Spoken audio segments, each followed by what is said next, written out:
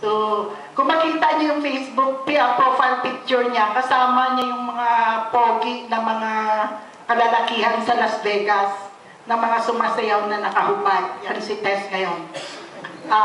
I first met Ed at UP. It must have been in 1968-69. He was avidly recruiting us, I and my dorm mates and close friends at the Camia Hall, zeroing in about 7 of us to join his group, the Nationalist Corps. Ed was persistent, nay, passionate in his cause of Philippine nationalism. He was irresistible. Tessa? So there we were, the Camia Mafia, signing up with the Nationalist Corps, attending teach-ins, studying the works of Philippine nationalists and heroes, and attending rallies and protests. I am indebted to Ed for igniting the fire of nationalist ideals in me. May he rest in peace.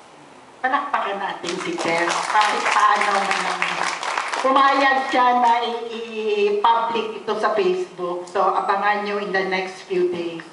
Ito naman si kay Maripi Lainez, no? Kilala nyo si Maripi? Makibaka.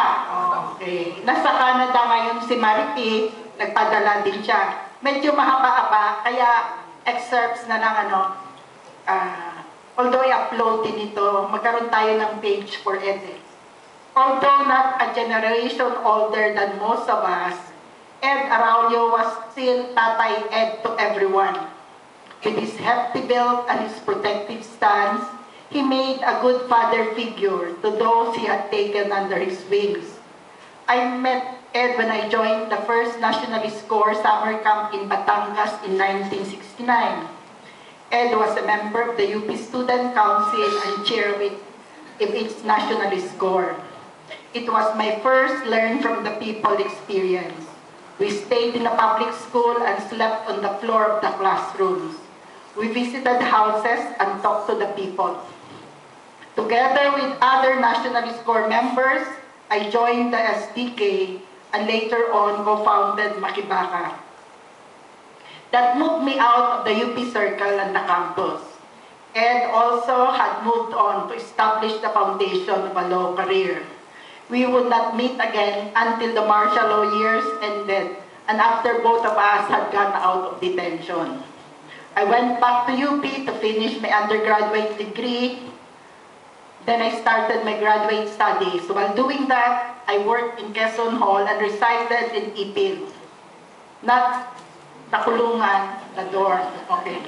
Ed frequented the dorm to visit the participants in the Development Economics Program of UP and NEDA, who were from the provinces and were billeted in the dorm. He was still the imposing but gentle Tatay Ed that I knew, very much the figure we wished fathers to be, someone who was also nurturing and sensitive, qualities we attribute only to mother.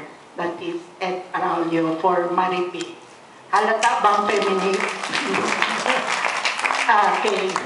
So after UP, SDK, Nationalist Corps, alam na natin, nag-underground. Diba? Nahuli. Na-torture. At sa interview sa kanya, habang tinutorture niya, may nakita siya doon eh. Sino? Ping Lacson, lieutenant pa lang noon. At nakulong siya noon sa Ipil at sa YRC. Okay. At si Dr. Ed Clemente, ito, totoong doktor din ito, ay magbibigay sa atin ng parangal tungkol sa panahon na yon. Tapos ang FQS, kakanta, no? So maganda na tayo.